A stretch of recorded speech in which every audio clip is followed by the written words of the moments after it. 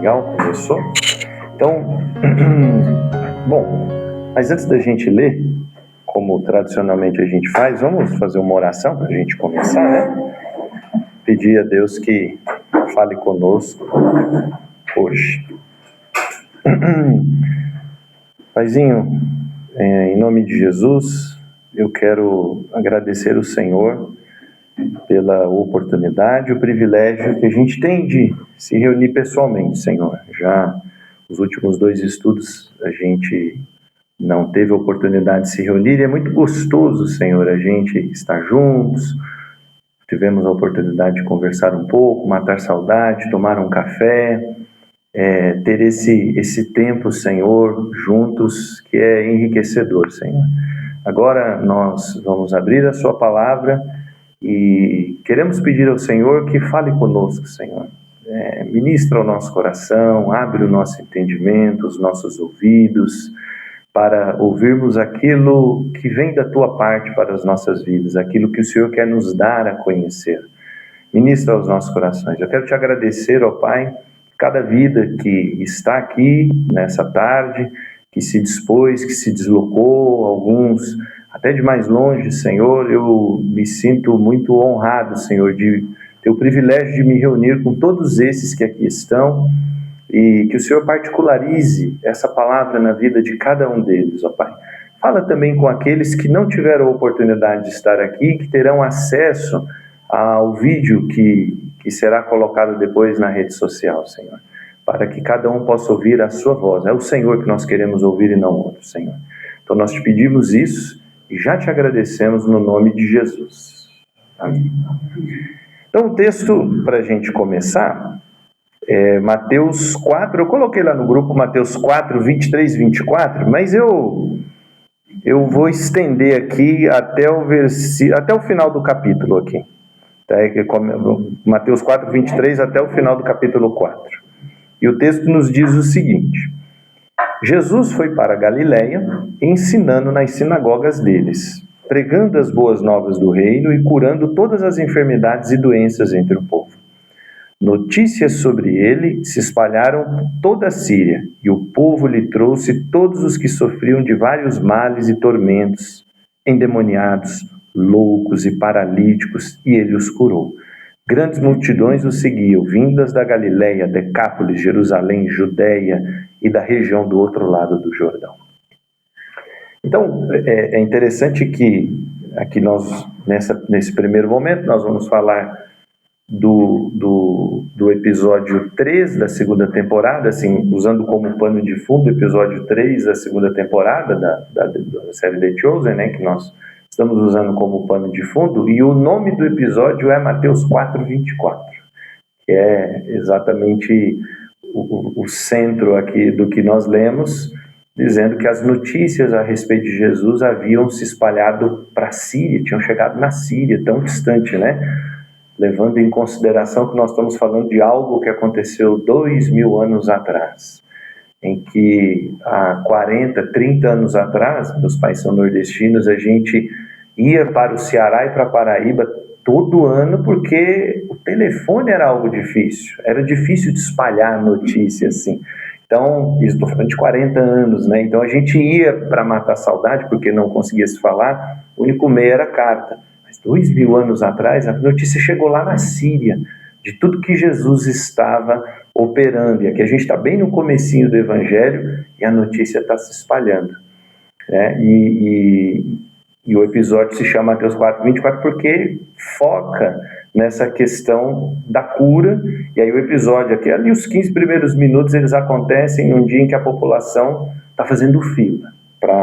A série traz isso como montaram uma tenda onde Jesus ali atende as pessoas, e havia uma fila enorme e os discípulos dele estão organizando essa fila, colocando ordem nas pessoas, organizando todas as coisas ali, e eles ficavam se revezando em turnos para organizar, trabalhando, falando sobre as profecias, né, conversando sobre diversas coisas, gente na fila questionando se o Messias vai entrar em luta contra os romanos. Assim a série trata ali os primeiros 15 minutos, né?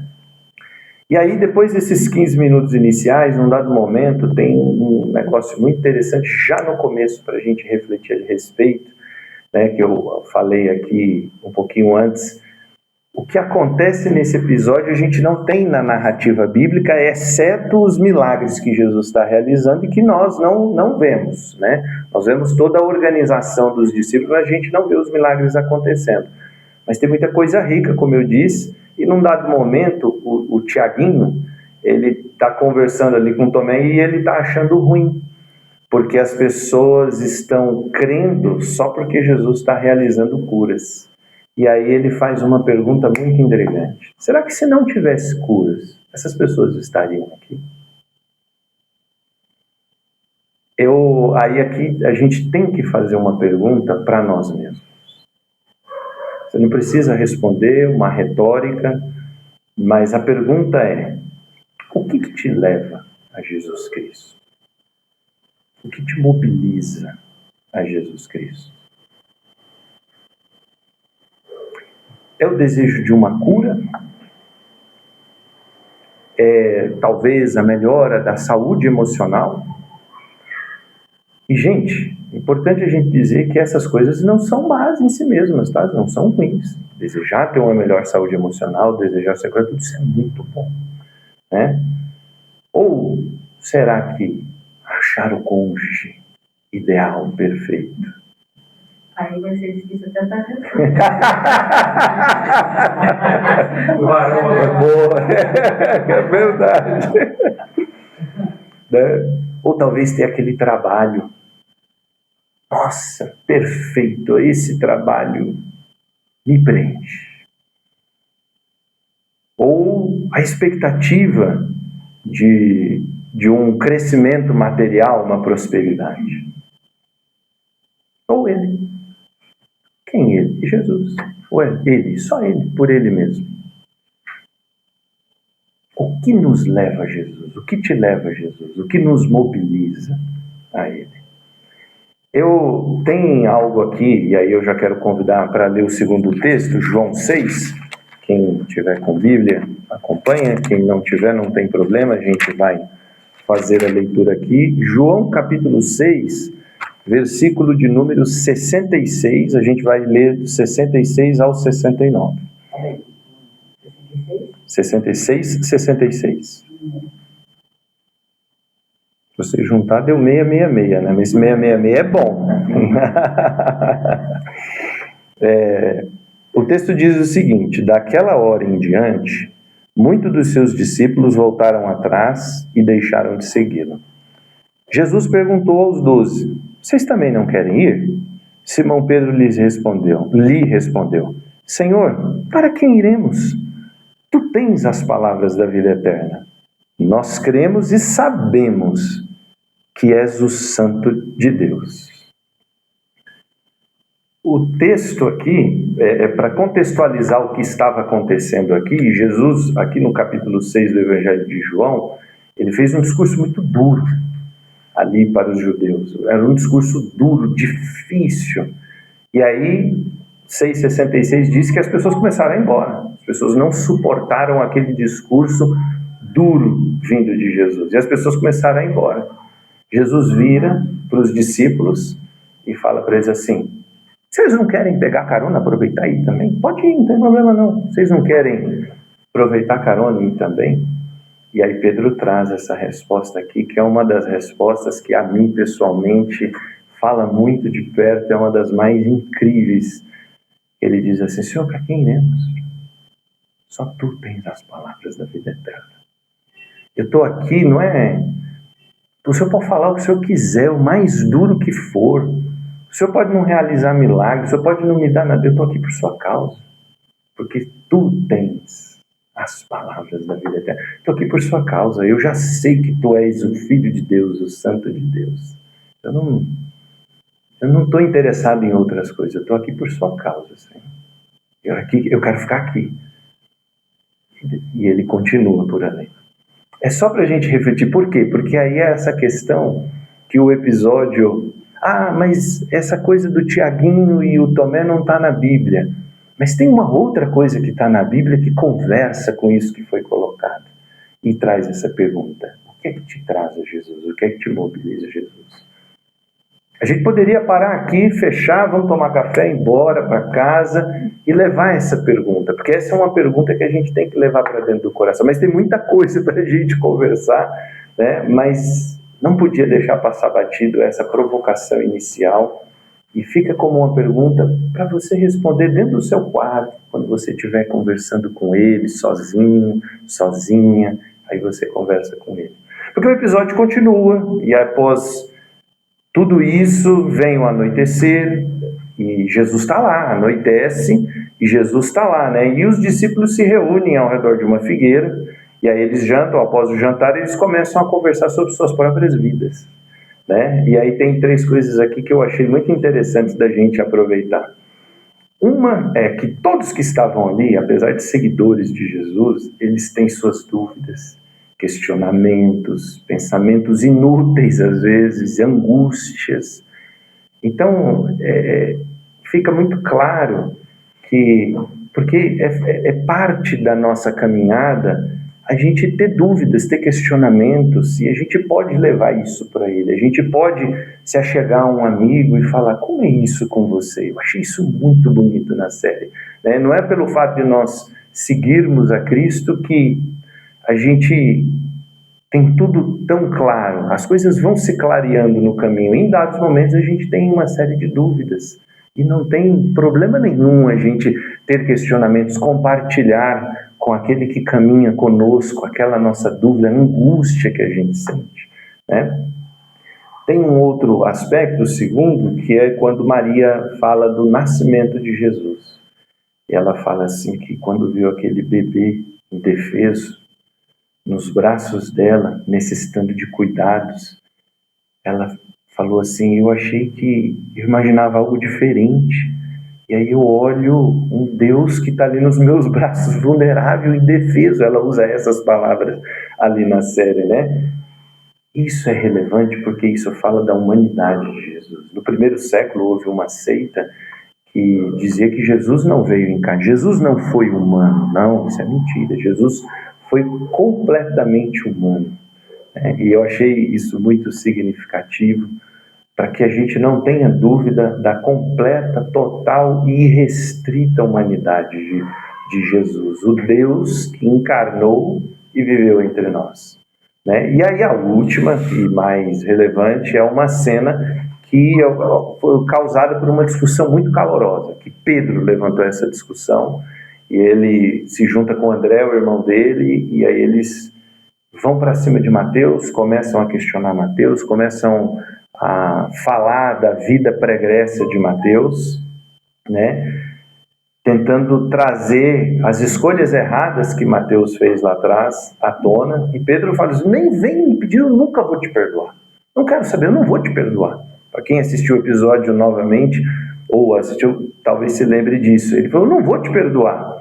E aí João e Tiago, Tomé entra também junto com André e Pedro, e aí João e Tiago se levantam já para defender Mateus. Falou: peraí, mas vocês, Pedro, você ia trair a gente lá na pescaria. Lembram desse episódio da pescaria? E Pedro estava armando ali.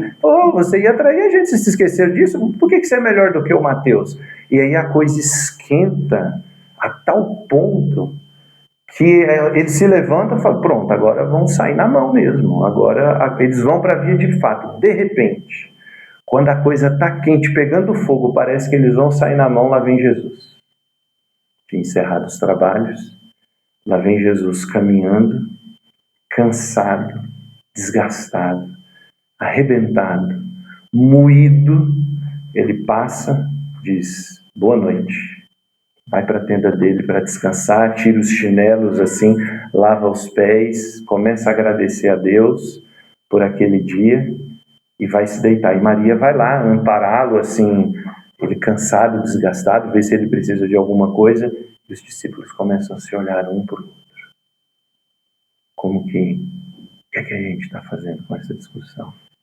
Tem algo muito mais importante acontecendo aqui perto de nós. Gente que está vindo da Síria, Damasco, Decápolis, e a gente está Discutindo o que aqui? Querendo acusar o passado do outro, dizendo que não vai perdoar, e fica aquela troca de olhares, ninguém fala nada. É constrangedor, eles ficam constrangidos. E aí o episódio acaba. Acaba com esse constrangimento, né? E o que nós temos aqui é uma amostra de como é muito fácil a gente, apesar de estar andando com Jesus o Salvador, a gente se perder chafurdados com picuinhas, com coisas menores. Então o episódio ele é muito rico, apesar de todas essas histórias não terem acontecido, a gente não ter isso escrito na Bíblia, elas podem ter acontecido, mas elas só não estão narradas para nós. Mas é muito belo como o autor trouxe isso dessa forma e nos traz essas reflexões. Mas eu já vou pular para o próximo episódio e depois a gente volta, porque tem algo aqui que a gente pode juntar com o próximo episódio e falar a respeito, porque o próximo episódio toma mais tempo de nós, é uma história que ela está mais extensa na Bíblia, e eu acho que para a gente começar a falar dele, é bom a gente ler o texto de João 5. João 5, vamos começar no primeiro verso, João 5, de 1 a 15. Bem pertinho aí do último texto que a gente leu. E aí o João 5. verso 1. Vamos, verso 1. João 5, verso 1, do 1 ao 15. O texto nos diz o seguinte: algum tempo depois, Jesus subiu a Jerusalém para uma festa dos judeus. Há em Jerusalém, perto da Porta das Ovelhas, um tanque que, em aramaico, é chamado Betesda, tendo 5 entradas em volta. Ali costumava ficar grande número de pessoas doentes e inválidas, cegos, mancos e paralíticos. Eles esperavam o movimento das águas, e de vez em quando descia um anjo do Senhor e agitava as águas. O primeiro que entrasse no tanque, depois de agitadas as águas, era curado de qualquer doença que tivesse. Um dos que estavam ali era paralítico, fazia 38 anos. Quando o viu deitado e soube que ele vivia naquele estado durante tanto tempo, Jesus lhe perguntou: você quer ser curado? É meio óbvia a pergunta, né? Você quer ser curado? Disse o paralítico: Senhor, não tenho ninguém que me ajude a entrar no tanque quando a água é agitada, enquanto estou tentando entrar. Outro chega antes de mim. Então Jesus lhe disse: levante-se, pegue sua maca e ande. Imediatamente o homem ficou curado, pegou a maca e começou a andar. Isso aconteceu num sábado, e por essa razão os judeus disseram ao homem que havia sido curado: hoje é sábado, não lhe é permitido carregar a maca. Mas ele respondeu: o homem que me curou me disse, pegue sua maca e ande. Então lhe perguntaram: quem é esse homem que lhe mandou pegar a maca e andar? O homem que fora curado não tinha ideia de quem era ele, pois Jesus havia desaparecido no meio da multidão. E mais tarde Jesus o encontrou no templo e disse: olhe, você está curado, não volte a pecar para que algo pior não lhe aconteça. O homem foi contar aos judeus que fora Jesus quem o tinha curado. Então, o episódio 4 da segunda temporada de The Chosen, ele se baseia nesse texto aqui, essa história, conhecida pelos teólogos e estudiosos como a história do paralítico do tanque de Betesda.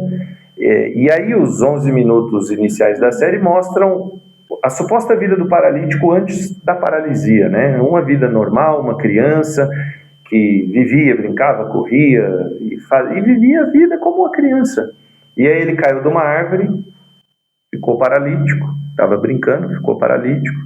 E aí depois disso ele viu o irmão nascer, e depois ele viu a mãe morrer no parto, né? Ele viu o nascimento desse irmão, chamado Simão conhecido na Bíblia como Simão o Zelote, e a mãe morreu no parto.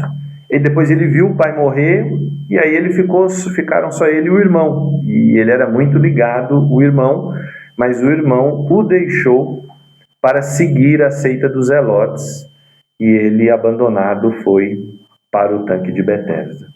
Só para dar contexto, é bom a gente fazer a pergunta: quem que eram os Zelotes? Quem eram esses Zelotes? Os Zelotes eram uma seita radical. Eles acreditavam no Cristo, eles acreditavam no Messias, que os libertaria do jugo de Roma. Então eles acreditavam na luta armada, né? Eles acreditavam, eles tinham a esperança de que o Messias ia se levantar numa luta armada e libertaria Israel do Império Romano. Essa era a esperança deles. Até sabiam, eles sofriam, eles passavam por treinamentos rigorosos. É legal que a série investe nisso. Eles passavam por treinamentos rigorosos, eram mestres das adagas, né? O Simão Zelote, depois no correr da série a gente vai ter um episódio que nós vamos falar, acho que é o próximo inclusive, nós vamos falar muito dele. Ele era de uma habilidade física e com as facas algo impressionante, né? Então, mas os Zelotes, eles tinham essa expectativa. Na quarta temporada tem um episódio de que Jesus tem uma conversa com o fariseu, é uma temporada incrível essa, ele está na mesa conversando com o fariseu, um desses que é mais conhecido, que eu esqueci o nome dele na série. Ele está conversando com o fariseu na mesa, estão sentados na mesa, e Jesus faz a pergunta para esse fariseu: mas qual é a sua esperança pessoal para o Messias? O que você espera? E o fariseu responde a mesma coisa, que ele nos liberte do jugo de Roma.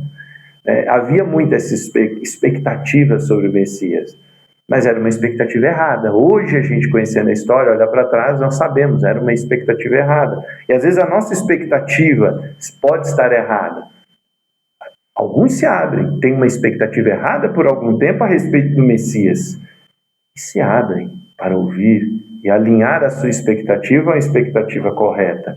Mas outros não, outros se endurecem. O fato é que os zelotes tinham essa expectativa no Messias guerreiro. Eles criam nisso, era isso que eles esperavam. Aí uma outra coisa, para a gente entender o contexto. Aqui eu falei dos zelotes. Agora, o que era esse tanque de Betesda? A palavra hebraica para Betesda, a palavra Betesda, significa casa de misericórdia.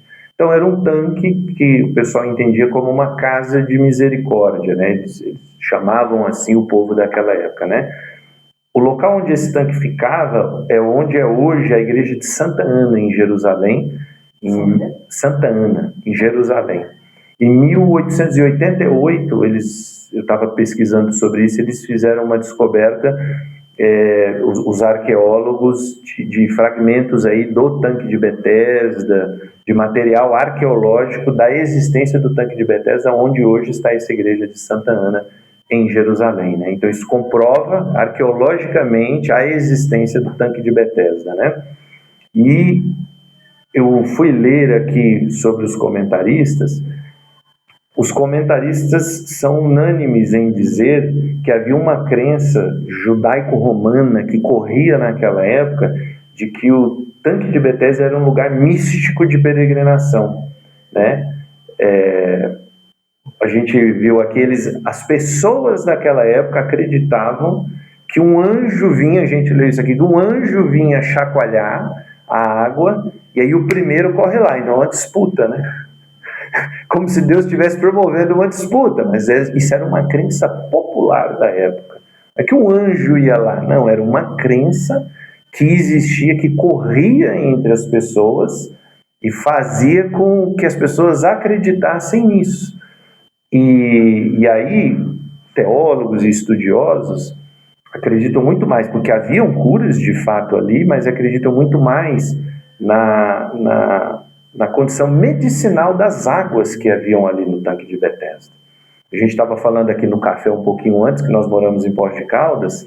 Lá em Poços de Caldas tem uma praça que tem a Fonte dos Macacos. Poços de Caldas, para quem não sabe, está em cima de um vulcão desativado. Lá tem águas termais, tem um termas muito legal lá. E tem uma fonte bem no centro da cidade, na praça principal. A água sai quente, ela tem um cheiro forte, contém um pouco de enxofre. Existem relatos de muitas curas, gente que bebeu daquela água, que se banhou com aquela água e que foi curado por uma questão, uma propriedade medicinal que existia na água. Isso em Poços de Caldas, aqui pertinho da gente aqui. E é mais ou menos isso eu estou mencionando, trazendo para pertinho da gente, para falar do tanque de Betesda. Muitos teólogos e muitos estudiosos acreditam nessas propriedades medicinais da água e por isso essas curas aconteciam ali, né? E aí falamos do tanque de Betesda, nos 20 minutos seguintes a gente assiste esse paralítico, vivendo isso que a gente acabou de ler no texto. A água chacoalha, ele vai entrar, não consegue. Ninguém leva e não consegue. vai e volta, vai e volta, e ele nunca consegue entrar, né? E aí a gente vê também o Zelote, o irmão dele, um homem hábil, ele é chamado para matar um homem romano importante, e ele é seguido pelo Áticos. O Áticos é um espião que está lá na série, que fica o tempo todo, sabe tudo de todo mundo, né? É impressionante, ele sabe mais que o Pilatos, ele sabe mais que o Herodes, ele sabe mais que todo mundo ali na série, né? Nunca ouvimos falar dele na Bíblia, mas é muito interessante. E o Simão Zelote está sendo seguido por esse Áticos aí, né? E também, nesses 20 minutos que correm aí, a gente vê os discípulos preparando a festa dos tabernáculos, né? Quando a gente lê o primeiro versículo aqui do capítulo 5, o texto fala assim, uma festa dos judeus. Não cita que é a festa dos tabernáculos, mas os comentaristas e eruditos todos, unanimemente, né, eles afirmam que essa era a festa dos tabernáculos, a festa que estava sendo preparada ali, e a série trabalha com o que pensam os teólogos eruditos e investe nisso na festa dos tabernáculos. E aí, o que era essa festa dos tabernáculos? Era uma festa, é uma terceira grande festa anual, ela acontecia anualmente. Depois, se alguém quiser pesquisar lá no Antigo Testamento, ela está em Levítico, capítulo 23, versos 33 a 43, Levítico 23, né? Ela também é chamada de Festa da Colheita, que está em Êxodo 23, verso 16, e Deuteronômio 16, 13, e ela era celebrada no mês chamado mês de Tisri, que é entre o nosso mês de setembro e outubro. Essa era uma celebração que durava uma semana, cerca de 8 dias, né?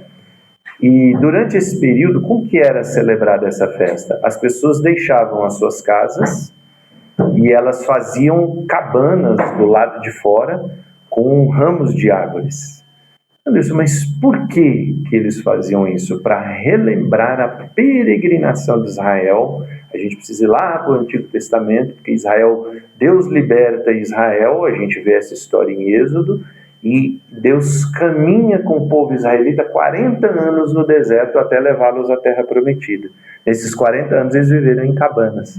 Então, anualmente, os judeus faziam essa festa para poder relembrar isso. Então vejam, as crianças, olha que coisa linda, as crianças cresciam nesse ambiente. E aí perguntavam, mas por que a gente tem que ficar aqui? E aí os pais, os tios, os avós tinham a oportunidade de contar a história dos seus ancestrais. Isso ia ficando gravado na mente ali das crianças, né? Tinham sacrifícios que eram oferecidos nessa época, a gente tem menção disso em Números 29, e essa festa foi concebida, como eu disse, para ser um memorial dessas peregrinações, né? Quando o povo habitava em cabanas, e para ser um dia de ação de graças. O texto do profeta Neemias, capítulo 8, eu vou fazendo essas citações, depois vai estar lá no vídeo, se vocês quiserem conferir, para lerem Neemias 8, de 9 a 18, fala disso. Obrigado, Zé.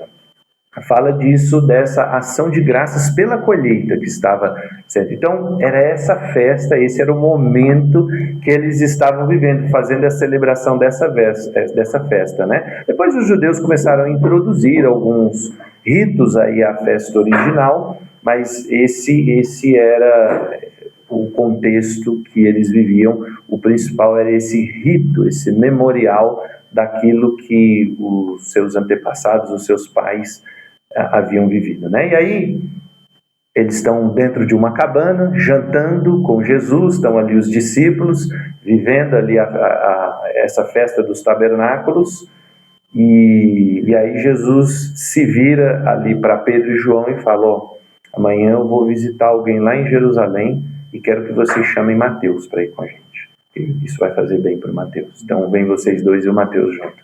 Olha que curioso. O episódio anterior termina com quem ali naquela briga? Pedro, João, um deve estar defendendo Mateus, o outro está atacando Mateus, e aí Jesus pega e junta os três e fala, vocês três vão andar comigo agora. Olha como ele vai fazer para resolver essa questão aqui, né? Então, o Pedro que não queria perdoar, o João queria, eles iam sair, a gente imagina que eles iam, então eles vão sair juntos para fazer a missão, né? Mas antes de Jesus fazer isso, há uma cena ainda do encontro do Jessé, paralítico, está lá no tanque de Betesda, com o irmão dele, o Simão Zelote. E eles têm uma conversa ali que não é muito boa. Simão diz para o irmão dele: você se diminuiu, se miserabilizou dentro desse lugar. Eu estou com vergonha do paganismo que está acontecendo aqui. Isso reforça, né, essa fala, o paganismo, dessa questão da crença popular, né, de que era um anjo que fazia essas coisas. Eu estou com vergonha do paganismo que eu estou vendo aqui, e você está metido com essas coisas aqui. E aí eles têm uma conversa muito dura, há muito tempo eles não se viam, e o Jessé percebeu que o Simão estava ali em Jerusalém para matar alguém. E ele fala: eu não sei quem é essa pessoa que você vai matar, mas desista disso, abra mão disso. E aí eles terminam de uma forma nada boa. O Jessé vai embora, não, o Jessé fica, não tinha como ir embora, paralítico, vai embora Simão o Zelote. Logo em seguida, quem chega?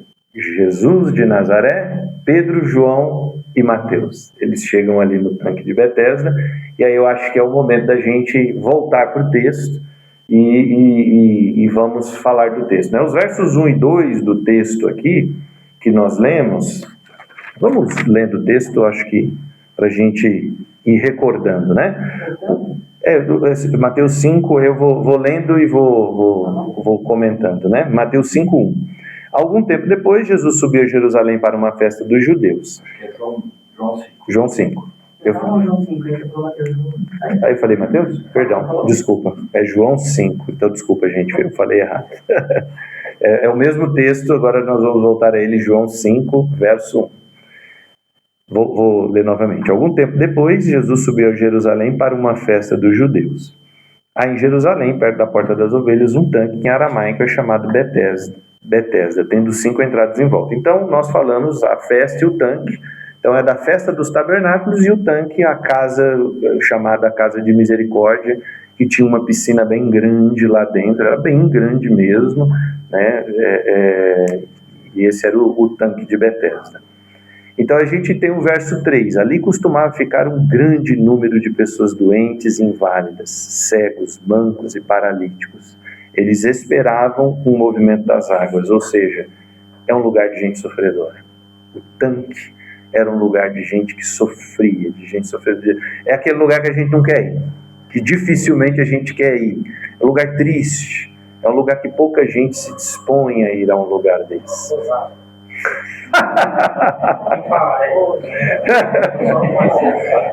Será que eu preciso editar isso depois?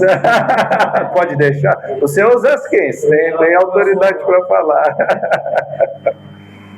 Bom, era um lugar triste, era um lugar que as pessoas estavam em grande sofrimento. Vou pular o verso 4, vamos ao verso 5. Um dos que estavam ali era paralítico, fazia 38 anos. Gente, 38 anos. É muito tempo. Talvez alguém aqui não tenha 38 anos ainda. Então, tem gente aqui que não tem 38.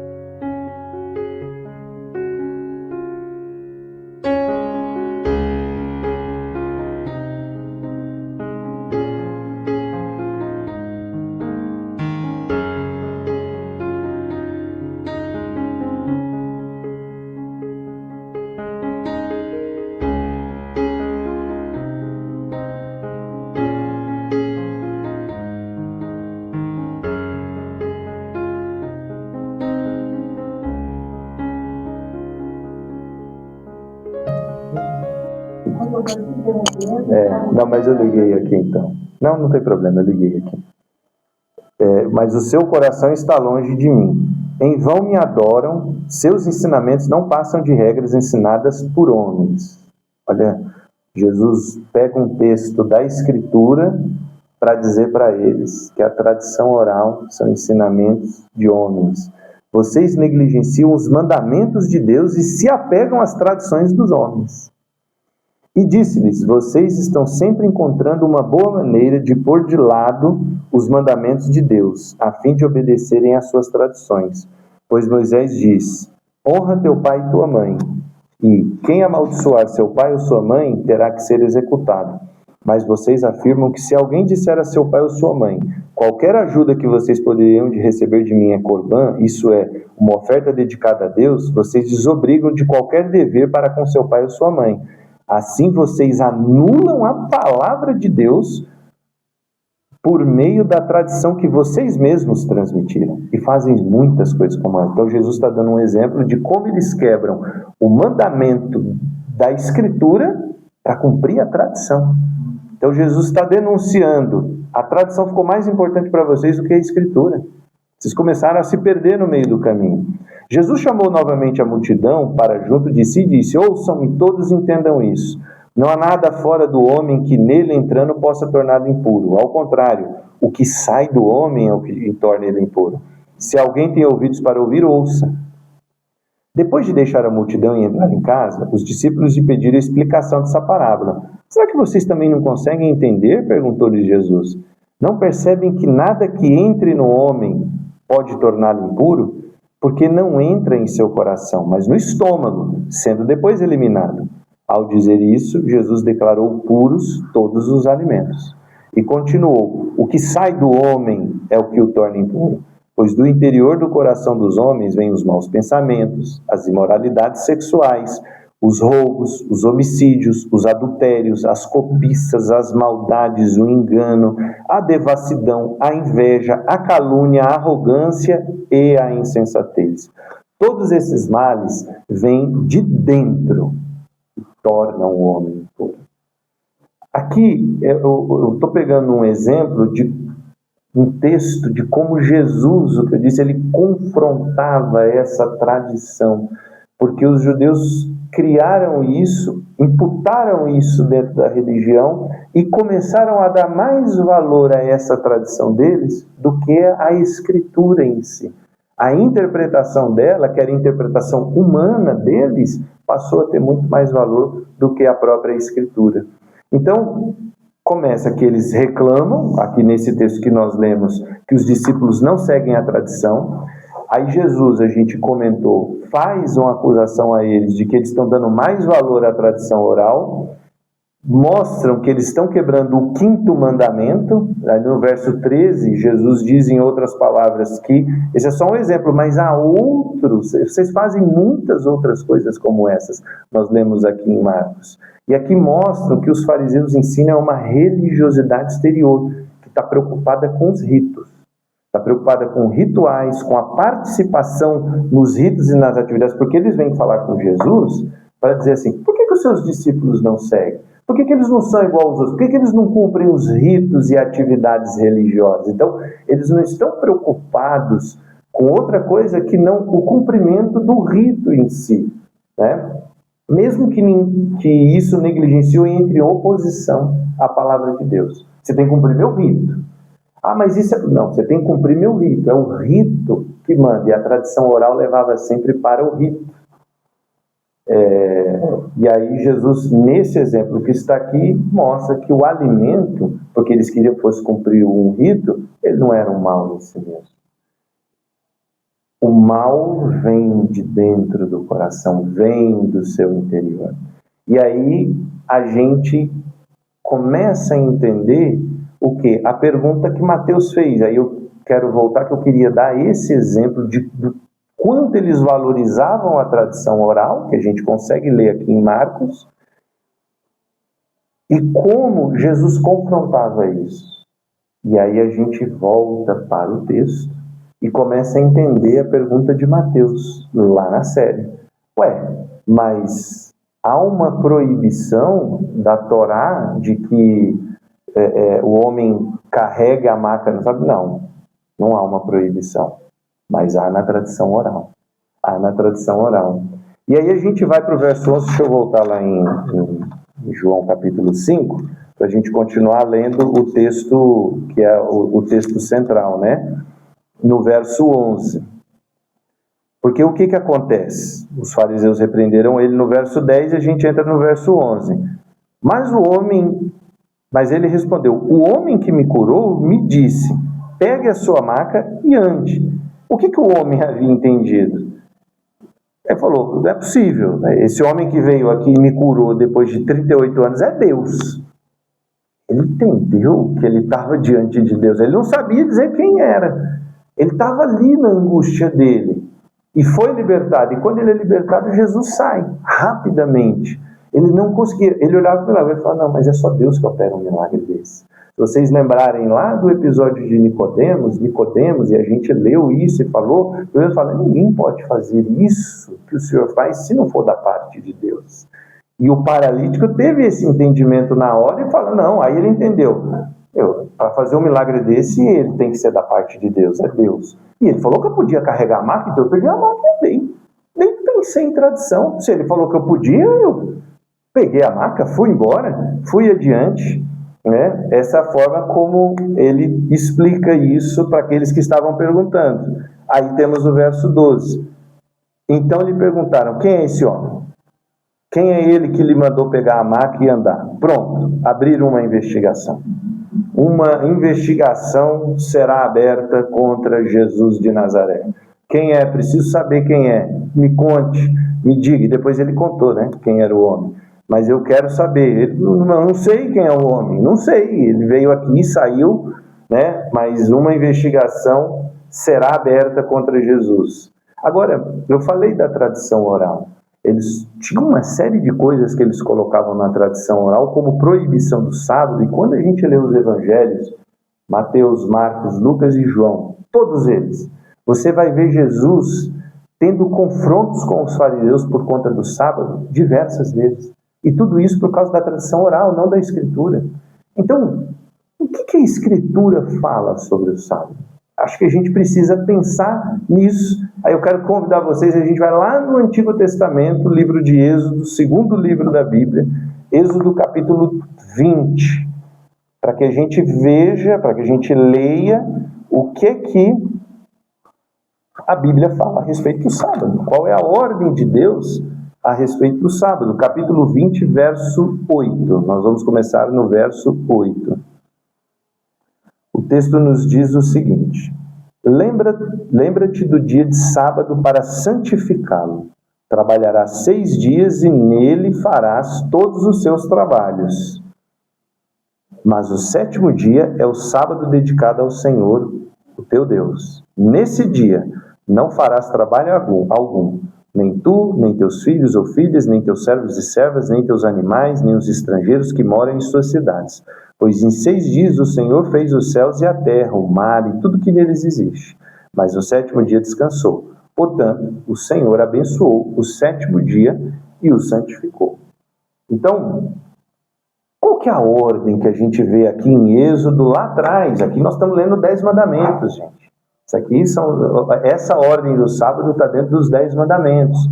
Qual é a instrução de Deus para a vivência no sábado? Como tratar o sábado? Como nós devemos caminhar no sábado? Era um sábado para abrir mão do trabalho para uma devoção a Deus. É um testemunho, porque Israel era uma nação, era a única nação que andava com o Deus verdadeiro. Então, Israel, ao tirar um dia para louvar o Senhor, para descansar, para dar descanso aos animais, aos escravos, aos funcionários, à dona de casa, a todas as pessoas, eles estavam mostrando para as nações pagãs que viviam no entorno dele o cuidado de Deus. Que o Deus que criou todas as coisas cuida. Você tem condições de parar um dia na semana e não fazer nada. E nesse dia, parar tudo que você está fazendo, lembrar do Senhor, agradecer o Senhor. Uma devoção mais dedicada a Deus nesse dia. Era uma forma de promover bem-estar a si, aos seus funcionários, a todas essas coisas que eu já citei, e honrar a Deus. Porque a Bíblia nos diz que Deus criou todas as coisas em 6 dias e no 7º ele descansou. Ele não descansou porque ele estava cansado, ele descansou porque ele queria dar o exemplo para o homem de como fazer. E aí quando ele traz os 10 mandamentos aos israelitas, e os 10 mandamentos, o decálogo, ele é base para muitas leis que foram criadas ao redor do mundo. Ele está pensando nisso, em promover bem-estar, em promover descanso e garantindo, apesar de você ficar um dia sem trabalhar, não vai lhe faltar sustento, não vai lhe faltar comida, não vai lhe faltar nada. O que acontece é que os judeus pegaram esse texto aqui e acrescentaram 39 proibições a esse mandamento. O carregar a maca era era proibido carregar. Eram 39 proibições além do que está colocado aqui. De modo que a observação do sábado virou o quê? Virou um fardo, ao invés de ser uma bênção. Jesus, ele diz em Marcos, capítulo 2, 27, que o sábado foi feito por causa do homem, e não o homem por causa do sábado. Percebe a diferença? O sábado foi feito para trazer um descanso, um refresco ao homem. Mas não o homem por causa do sábado, a ponto de nós acrescentarmos 39, mais a questão de não trabalhe nesse dia, de tornar o sábado um fardo. Porque aí virou um jugo, virou um peso religioso colocado pelos judeus. E não foi esse o objetivo quando Deus estabeleceu o sábado. Ele queria trazer um descanso. Mas eles criaram uma tradição de tal forma que o sábado era tão valorizado que era mais valorizado que a Escritura e que o próprio Deus. O sábado era coisa, chegou a você vê os embates de Jesus, eu não estou tirando isso da minha cabeça. Quando você lê o Novo Testamento, lê os Evangelhos, você vê que a maior causa dos embates de Jesus com os fariseus é o sábado. Por quê? Porque eles tornaram isso um estresse, um peso, um fardo. E não foi esse o objetivo de Deus. Havia ali um homem que iria descansar no sábado, depois de 38 anos cativo. O seu Davi Batista mostra isso do povo judeu. Ele assistiu a todo o sofrimento que foi, e a primeira coisa que faz quando liberta eles é ver a cena de um homem de joelho, rezando, e aquela cena que monta todo mundo, porque mesmo ele passando por todo esse sofrimento daqueles anos, não. Aí ele guardou o sábado só para dedicar a Deus. Exato. Mas é uma honra que você quer trazer ao Senhor. Eu assisti esse filme, uma observação muito interessante, me chamou a atenção. Vou ter que assistir de novo. Gostei da colocação, Felipe. E era isso. O sábado é para você honrar o Senhor, se ajoelhar, orar, agradecer a Deus, lembrar daquele que criou, que te sustentou, que nos sustentou, que cuidou da nossa semana. A igreja trouxe isso depois da ressurreição de Jesus para o domingo. Não é que a palavra sábado não é o sábado do calendário. A palavra sábado significa Shabbat, descanso. O significado original, a palavra hebraica é Shabbat. E o significado da tradução literal é descanso, é dia de descanso. É no sábado, é no domingo, é na sexta. Mas eu tenho que, o que está embutido aqui não é o sábado do calendário, mas é o descanso, para eu parar e eu vou honrar a Deus com o meu descanso. Quando Deus criou o homem no 6º dia, e o primeiro dia de vida do homem é descanso.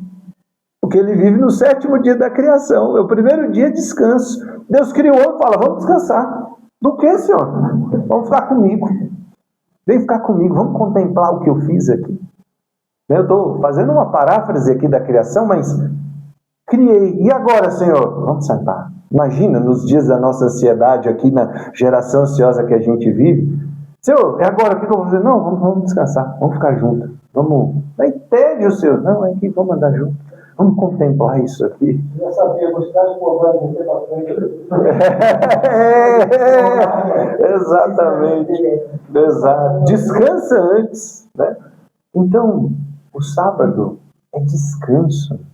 Mas os judeus tornaram isso um fardo. E o carregar a maca, voltando para o nosso texto, era uma dessas proibições, né? E aí a gente termina o texto lá em João. Vou voltar para João, vamos ler como a gente tem feito para a gente concluir aqui a leitura do texto, que é a partir do verso 13. João 5, verso 13. O homem que fora curado não tinha ideia de quem era ele, pois Jesus havia desaparecido no meio da multidão. Mais tarde, Jesus o encontrou no templo e lhe disse: olhe, você está curado, não volte a pecar, para que algo pior não lhe aconteça.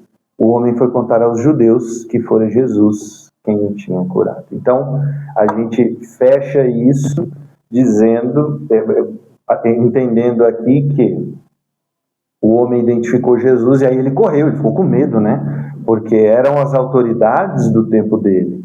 Então ele correu para avisar os judeus: agora eu já sei quem me curou, foi aquele homem ali.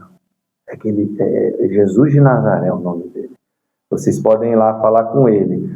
Então eles não estavam preocupados se aquele homem estava 38 anos cativo e agora ele ia viver o Shabá dele. Imagina a alegria da alma desse homem.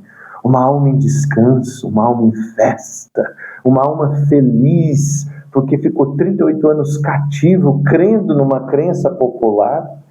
Mas os homens que estavam ali estavam tão envolvidos com a sua própria religião e tradição que não estavam se importando com o verdadeiro Shabá, com aquilo que ia acontecer na vida daquele homem. Isso é um risco. Isso é um risco, a gente mergulhar tanto dentro de uma tradição, porque nenhuma tradição pode substituir a Escritura. Nada pode substituir a Escritura. Né? E às vezes eu fico observando, dentro do próprio cristianismo, tem várias igrejas diversas, eu não quero citar nome de nenhuma, não é esse o objetivo para criar polêmica, mas de diversas. Eu vou para dizer quase toda a totalidade, é difícil, gente, mas que criam tantas tradições e abrem mão do excelente, do Shabá de alma, desse descanso, dessa liberdade que Cristo nos oferece. Ele veio para nos dar essa liberdade. Liberdade essa que foi perdida em Gênesis 3. Quando o homem estava ali, ele é criado, eu falei, entra no descanso, depois ele trabalha, porque ali era um trabalho, ele começa a dar nome para as frutas, para os vegetais, para os animais, ele começa a catalogar todas as coisas e Deus vem lá à tarde, falar com ele: e aí Adão, e aí Eva, como é que foi? Como é o nome daquele? Não, aquele ali eu não cheguei ainda, senhor, mas o nome desse aqui é elefante. O elefante não tem cara de elefante? Eu já ouvi uma vez um pastor falando isso, achei muito legal. O elefante tem cara de elefante. Não tem, ficou bonitinho, escolheu certinho, catalogou legal, bonitinho. Ele trabalhava, mas era um trabalho, não era pesado, havia um descanso. Deus vinha se encontrar com ele todos os dias, um descanso de alma, não havia peso.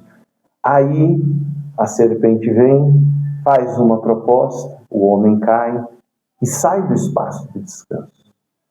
E Jesus vem para nos trazer para o descanso. E isso aqui é o que a gente vê nesse texto. É um homem que está preso há 38 anos dentro de um tanque, crendo em crenças populares, em tradições colocadas por homens. E de repente Cristo liberta esse homem. Mas os religiosos vão contra ele, as autoridades. Não, você não pode carregar a maca. Olha a tradição. Não faça isso. E a religião muitas vezes nos transforma nisso. Transforma as pessoas que ficam apegadas às tradições muito mais do que a relação com ele, a liberdade que a gente pode ter nele. E o que a gente pode aprender com essa história? E o que isso tem a ver, porque eu falei que ia voltar lá no episódio 3, o que isso tem a ver com o que está lá, né? As pessoas estão andando e vendo curas e maravilhas estão acontecendo ao lado delas, as notícias vão se espalhando e elas se apegam e se fiam em questões menores, a gente viu ali, né? No final do episódio 3, aqueles homens começam a buscar atacar Mateus, começam a inquirir Mateus, e os milagres acontecendo do lado deles, né? E aí uma discussão enorme é aberta, quase gera uma briga, e isso só é interrompido porque há um constrangimento. O mestre chegou e eles se dão conta de: o que é que a gente está fazendo com isso aqui? Aqueles homens que se levantaram contra Mateus, especialmente Pedro, que estava sendo mais duro, eles haviam sido perdoados dos seus pecados, né? E eles estavam recebendo muito de Jesus diariamente. Mas iniciaram uma discussão, tentaram se vingar de um passado, de um histórico de más memórias, porque a série nos mostra que Mateus e Pedro, eles já tinham problemas ali de relacionamento antes. Então, Pedro queria se vingar desse histórico de más memórias. E apesar de estarem vendo tanta coisa, naquele momento houve um endurecimento do coração deles. Mesmo andando bem de pertinho, vendo tudo que Jesus estava fazendo e realizando, houve um endurecimento do coração deles. No episódio 4, a gente vê os fariseus, que ao longo, a gente falou aqui, eu bati um pouquinho nessa tecla, que eles foram criando tradições e coisas a ponto de um milagre acontecer diante dos olhos deles. E isso não mexia mais com eles. Estão tão mergulhados na tradição e na religião deles, isso se tornou tão importante para eles, que aquilo não os tocam mais. Eles tinham um código de ética elevadíssimo, mas eles eram apenas religiosos, esses códigos de ética. Eles estavam tentando consertar as coisas de fora para dentro, fazer um ajuste só da conduta exterior, mas não da conduta interior, né? E, na verdade, o que precisa ser mudado é o interior. Quando a gente é religioso, e apenas religioso, a aparência é o que importa. Os fariseus estavam preocupados com a aparência. Está carregando a maca. A gente leu Marcos 7 aqui. Vocês não estão lavando as mãos para comer? Isso é contra a nossa tradição. É feio. O que os outros vão pensar? E o homem andando, né? Sem fisioterapia, como observou a Clarice. Sem fisioterapia, o homem estava andando. Eles não estavam olhando para essas coisas. Eles estavam endurecidos, a religião os endureceu, porque eles estavam preocupados com a aparência. E Jesus não está olhando para a aparência. Porque se Jesus fosse buscar a aparência, ele concorda, ele não teria chamado Pedro, João, ele pegou Mateus numa coletoria de impostos, Maria Madalena, né? Ele não teria chamado Simão Zelote. Ele não foi dentro dos templos religiosos chamar os discípulos dele. Se ele estivesse buscando aparência, ele teria ido. Mas ele está buscando mudança interior. Porque a mudança ela começa dentro. Em almas que dão espaço para ele trabalhar. Gente que dá ouvidos a ele. Gente que está disposta a renunciar e dar ouvidos a ele. E ele achou essas pessoas aonde? Entre os pecadores. Ele não achou nos templos religiosos, porque a gente viu aqui, o povo do templo estava endurecido. Não, isso aí que você está falando não serve para mim não, Senhor. Aí a gente leu lá em Mateus, eu vou embora, isso que o senhor está falando é muito duro, é até contra a minha pessoa, estou indo embora, não quero mais ficar aqui não. E aí ele fala para os discípulos, vocês não querem ir também? Não, Senhor, só tu tens as palavras de vida eterna. A gente vai se abrir aqui porque eu quero te ouvir, eu quero dar ouvidos, né? Então, ele acha essas pessoas entre aqueles que se veem como necessitados, que olham para si e falam, eu não tenho nada para oferecer para ele. Mas Senhor, eu tenho só uma coisinha, se o Senhor quiser, toma minha vida para ti, o meu coração. Isso é a única coisa que eu tenho. Não sei se o Senhor está interessado. É exatamente nisso que ele está interessado. E como que a gente muda o interior? Como que acontece essa mudança interior? Porque o interior vai influenciar o exterior. O exterior depois vai ser reflexo da mudança interior. É o caminho ao contrário. Os fariseus estavam preocupados com as tradições e mudar o exterior. Tem a aparência, está tudo bem. Até cumpriu lá. Está certinho. Você cumpriu o rito. Perfeito. Mas a mudança, ela tem que ser interior. Aí ela vem para fora. Ela sai de dentro e explode. E aí a conduta exterior começa a mudar. Como que isso acontece? Só tem um jeito. É com a natureza de Deus morando em nós. É o Espírito de Deus vivendo em nós. É a gente pedindo, Senhor, eu só tenho uma coisa para te oferecer. A minha vida, meu coração. Eu não tenho mais nada. Eu estou à porta e bato, o texto bíblico nos diz, eis que estou à porta e bato. Se alguém abrir, Eu entrarei, cearei com ele e ele comigo. Então ele vai bater na sua porta, na minha porta, ele bate. Você quer mudar o interior? Abre a porta para ele. Aí ele vai morar contigo, vai ceiar contigo. E aí ele começa a mudar as prioridades. E aí, à medida que isso vai mudando, o exterior começa a mudar. Percebe como é uma consequência, como as coisas são diferentes? Então, o que a religião é capaz de tornar um homem? Os fariseus começaram, é muito interessante a gente falar isso.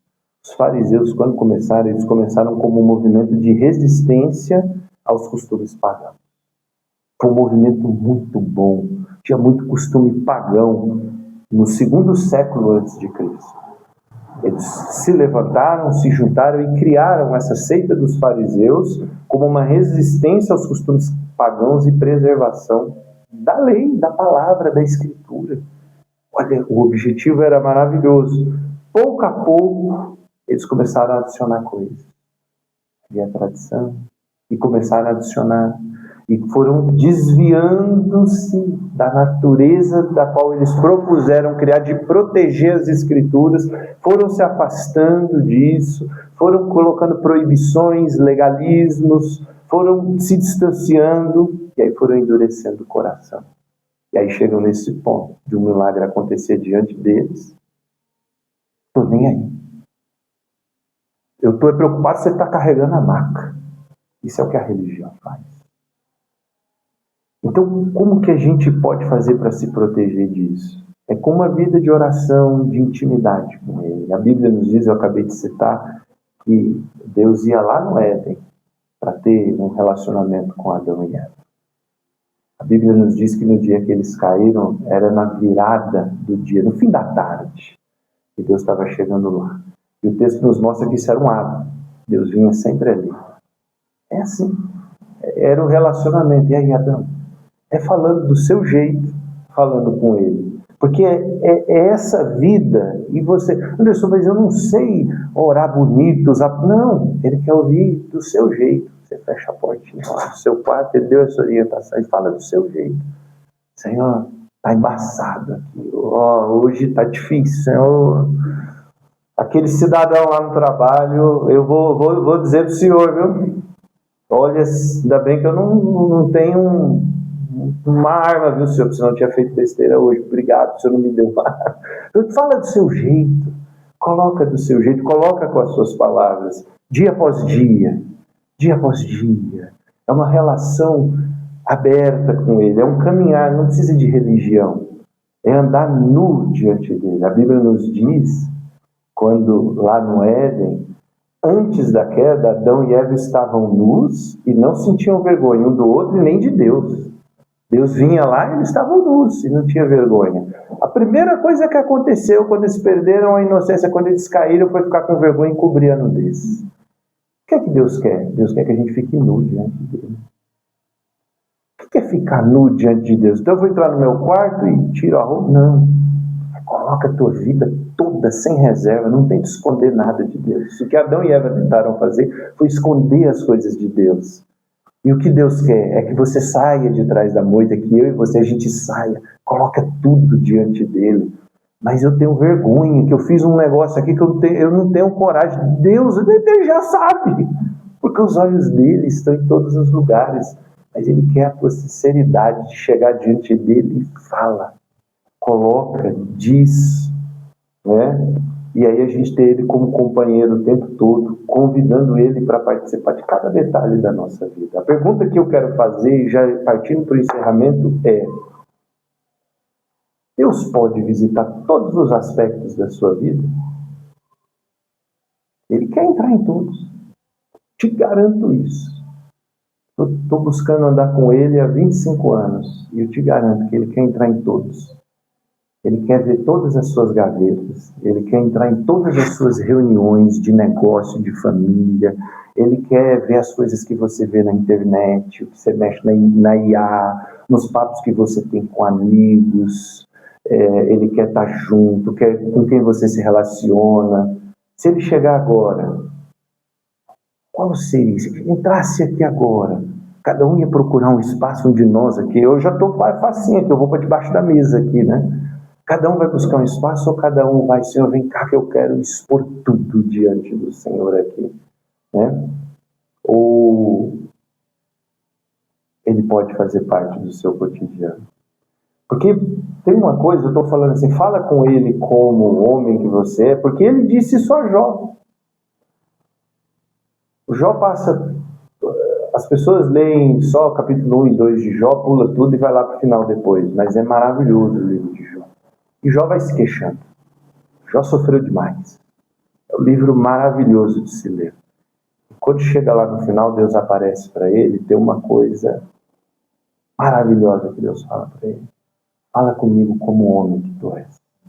Sem digressão, sem jeito religioso de falar, sem reza, sem nada. Eu quero ouvir você do seu jeito. Mas eu não sei falar, o outro lá fala bonito. Não, eu quero ouvir você do seu jeito. Eu quero ouvir você como você fala comigo, como um homem que tu és. Como ser humano, do seu jeito, com o seu vocabulário, da sua forma. Sabe aquele jeito que você conversa com o seu amigo? Então, me trata como teu amigo, é isso que eu quero ser teu. Sabe aquele jeito que você trata seu pai? Fala comigo, como quem fala, como você está falando com seu pai. Eu quero estar pertinho de você. É só assim que a gente se livra dessa risco que a religião pode causar em nós. É numa relação com ele, não é lá dentro dos templos, não é cumprindo ritos, não, é nessa vida cotidiana de relacionamento, onde ele diz, fala comigo como homem que tu és. E aí tem uma diferença do episódio 4 para o 3, para o que acontece, que a gente tem que destacar. Porque os fariseus viram tudo aquilo que eles viram e permaneceram duros, mantiveram a sua investigação contra Jesus de Nazaré e tiveram discussão, e aí a gente vai ver na série, lê nos evangelhos e vai ver na série, quem já viu a série toda vê que é um crescendo problema de relacionamento de judeu, de Jesus com os fariseus, e eles se mantêm endurecidos, porque a religião os endureceu. Mas os discípulos, eles vão ali, Jesus leva aqueles 3, e aí eles começam a ver que tem coisas maiores acontecendo. E eles se abrem. E aí eles dizem assim, tem coisa mais importante para me preocupar. E vai ter coisa muito bonita que a gente vai ver na série, Pedro e Mateus, aquele episódio emocionante, a gente vai chegar lá ainda. Tem coisa muito bela. Por quê? Porque eles rendem todas as suas convicções e falam, Senhor, eu vou me abrir, eu vou perdoar, eu quero seguir andando contigo. E eles fizeram, eles tinham brigado, e Jesus, quando pede para João e Pedro chamar Mateus, Pedro não vira para Jesus e fala, eu com ele não vou não, viu, Jesus? A gente teve um quebra-pau aqui, com ele eu não vou mais não, eu já disse que não vou perdoar. Não discute, ele chama e vai. Essa é a diferença. Porque a gente erra, a gente pode, mesmo andando com Jesus, cometer erros. Eles cometeram aqui, nós vimos. Mas a gente chega, se arrepende, pede perdão, volta atrás, muda a rota e busca fazer o que o Mestre chamou a gente para fazer. Tem um texto que é Mateus capítulo 6, verso 6, para a gente fechar. Vou ler esse texto, falar algo dele e a gente encerra o estudo. Mateus capítulo 6, versículo 6, onde Jesus está ensinando os discípulos a orar. Nós estamos falando aqui, não tem jeito de orar, não é uma reza, né? Não é um jeito, um ora mais bonito, o outro menos bonito, um mais certo, o outro menos. Não existe isso, gente. Oração é você abrir-se nu diante de Deus. E ele falou isso.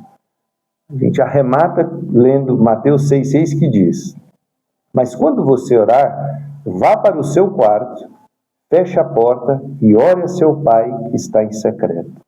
Então seu pai que vê em secreto o recompensará. A palavra usada aqui para eu não me lembro se é quarto ou é secreto, acho que é quarto, é a palavra grega tameion. A palavra é quarto, lembre que é quarto. A palavra tameion, numa tradução literal, ela seria sala-depósito. Uma tradução literal. Então, como se dissesse assim, então quando você orar, você entre na sua sala-depósito. E aí lá você ora em secreto. Se a gente trouxer sala-depósito para os nossos dias, o que seria um quarto de depósito na nossa casa? Quem quer arriscar? Porão. Porão? Uma despensa? Um quartinho da bagunça? Né? Não tem um quartinho da bagunça?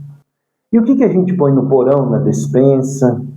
Né? Não na despensa que põe a comida que a gente usa, mas a despensa, o quartinho da bagunça. O que a gente põe lá, geralmente? A bagunça. Você não tem que venha ser mostrado. Bota lá no quartinho. Não quer nem ver, na verdade. Isso.